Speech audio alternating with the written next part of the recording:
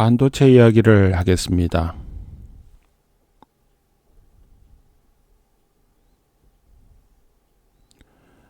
반도체란 무엇인지 먼저 살펴봅니다. 세상엔 도체가 있습니다. 영어로는 컨덕터라고 하죠. 그리고 부도체 혹은 절연체라고 불리는 것이 있습니다. 전기가 통하지 않는다는 뜻입니다. 그리고 반도체가 있습니다. 도체의 반 정도라고 반도체라고 하는데, 도체하고 부도체의 중간이면 반도체라고 할 수도 있고 반절연체라고도 할 수 있습니다. 그런데 왜 반도체라고 부르게 되었을까요? 그거는 도체와 부도체의 중간 성질이면서도 도체의 컨덕터의 특성을 이용하는 것이 중요하기 때문입니다. 반도체에서 앞에 붙은 영어로 보면 세미 컨덕터죠. 이 세미라는 뜻은 무엇이냐 하면 부분적이다 혹은 완전하지 않다는 뜻입니다. 그래서 반도체는 부분적으로 도체의 성질을 띠고 완전하지 않은 도체의 성질을 띈다. 물론 반도체가 절연체에 가까운 특성을 보일 때도 있습니다만은 주로 도체의 특성을 보이는데, 도체로서는 완전하지 않은 전기를 부분적으로 흘려주는 성질을 이용한다고 해서 반도체라고 부른다고 저는 생각합니다. 인트린식, 익스트린식 세미컨덕터, 우리말로 번역하면 진성 혹은 외인성 반도체라는 게 있습니다. 진성 반도체, 인트린식 세미컨덕터라고 하는 것은 반도체 물질 그 자체로만 있는 것을 진성 반도체라고 합니다. 근데 거기에다가 외부에 그 반도체의 기본이 되는 물질에다가 추가로 뭔가를 더해주는 것, 우리가 이걸 도핑이라고 하죠. 뭔가 우리가 스포츠 경기에서 도핑 테스트 이야기하는 그 도핑입니다. 뭔가를 약 같은 걸 먹거나 뭔가를 더해주는 걸 도핑이라고 하죠. 그 도핑을 해서 실제로 반도체의 특성을 약간 바꿔놓은 것, 그것을 외인성 반도체, extrinsic semiconductor라고 합니다. 우리가 좀 많이 이야기하는 진성 반도체는 4족 그룹 4 물질이죠. 대표적인 게 규소, 실리콘입니다. 실리콘 4족이죠. 4족에다가 3족을 섞거나 5족을 좀 섞어주면 3족을 섞었을 때는 P타입 반도체가 되고 5족을 섞었을 때는 N타입 반도체가 되죠. 그거를 외인성 반도체라고 합니다. 그러면 진성 반도체하고 외인성 반도체가 있을 때 우리는 진성 반도체를 거의 다루지 않습니다. 왜냐하면 진성 반도체는 거의 절연체에 가깝기 때문입니다. 우리가 보통 이야기하는 반도체는 외인성 반도체입니다. 왜 그런가 살펴보면 규소, 우리가 많이 쓰는 실리콘, 규소라는 우리말 혹은 한자죠. 한자는 말보다 우리는 실리콘에 익숙합니다. 실리콘에서 원자 밀도는 5 곱하기 10의 22승 정도 되죠. 세제곱센티미터당 5 곱하기 2의 5 곱하기 10의 22승 정도의 농도를 갖고 있습니다. 근데 상온 300켈빈, 섭씨로 보면 한 27도 정도 되죠. 이때 진성 반도체, 인트린식 세미컨덕터의 캐리어 농도, 전하를 흘려줄 수 있는 그 입자의 수는 1.45 곱하기 10의 10승 정도밖에 없습니다. 그러니까 전체 원자 개수에 비해서 캐리어의 수가 굉장히 무시할 만큼 작죠. 그리고 이게 흘러가는 속도도 빠르지 않기 때문에 거의 부도체적인 성질을 띠게 됩니다. 그래서 대개의 경우 진성 반도체를 사용하는 경우는 없고, 그리고 실제로 이 농도가 굉장히 낮죠. 그러니까 여기하고 이 규소 밀도하고 캐리어 농도하고 비율을 보면 비율 차이가 10의 12승 정도 됩니다. 그러니까 어떻게 되냐면 1조 정도의, 그러니까 1.45까지 생각하면 3조 정도의 비율 차이가 있습니다. 그러니까 3조 정도로 굉장히 정제가 잘 돼 있을 때 진성 반도체가 되는 것이고요.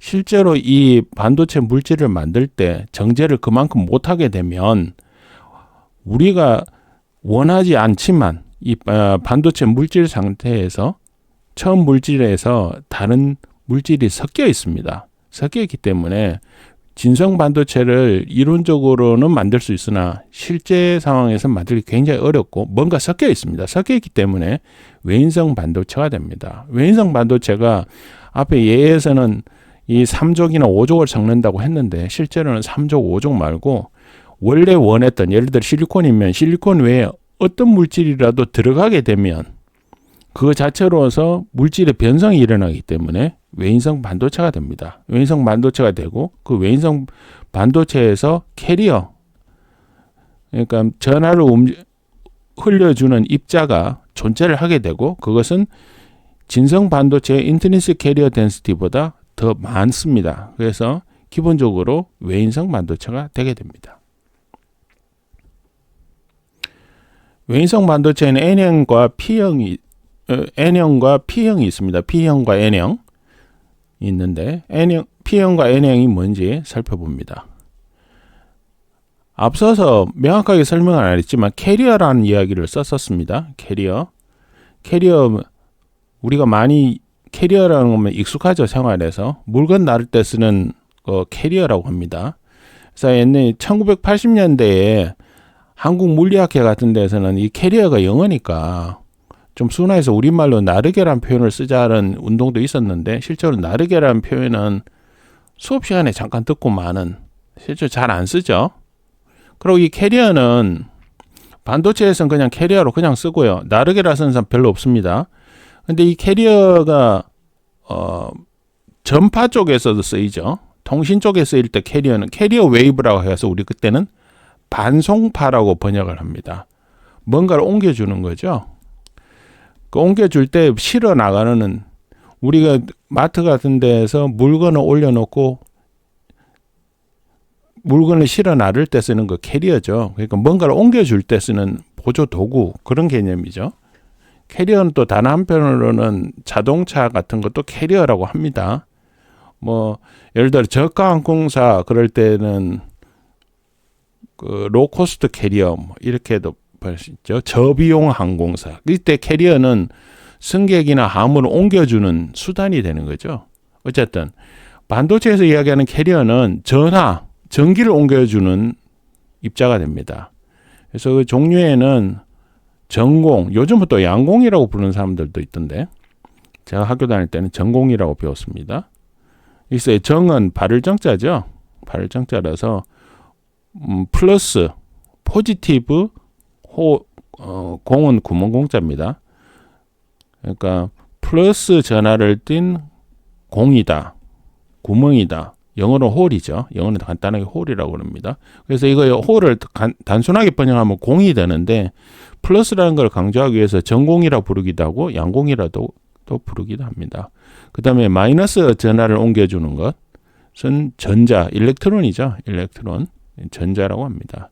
그리고 반도체를 이야기할 때 머저리티 캐리어, 마이너리티 캐리어. 반도체 내에서는 하나의 반도체 내에서는 홀도 있고 일렉트론도 동시에 존재합니다. 동시에 존재하는데 그 중에 많은 쪽을 머저리티, 다수라 그러죠.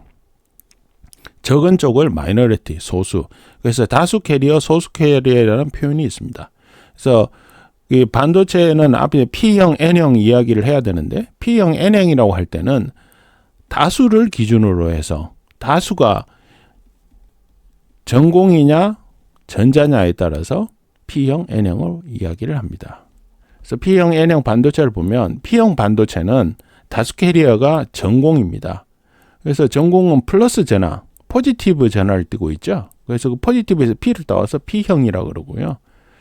그 다음에 N형 반도체는 다수 캐리어가 전자입니다. 일렉트론인데 일렉트론은 마이너스, 네거티브 전하를 띠고 있죠. 그래서 네거티브에서 N을 따서 N형 반도체라고 합니다.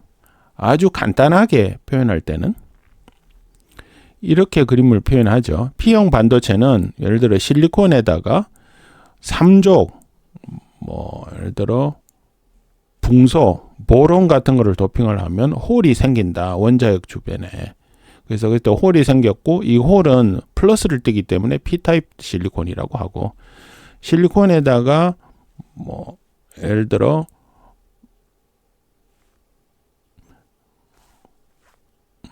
포스포러스 P, 포스포러스 In을 도핑을 하면 O족이죠. O족을 도핑하면 원자핵 주변에 일렉트론이 생겨서 마이너스 전하를 띈다고 해서 N타입이라고, N타입 실리콘, N타입 반도체 이렇게 표현을 하게 되는 겁니다. 이상과 같이 반도체의 기초적인 개념, 진성 반도체, 외인성 반도체, 캐리어, P타입, N타입 이야기를 해봤습니다.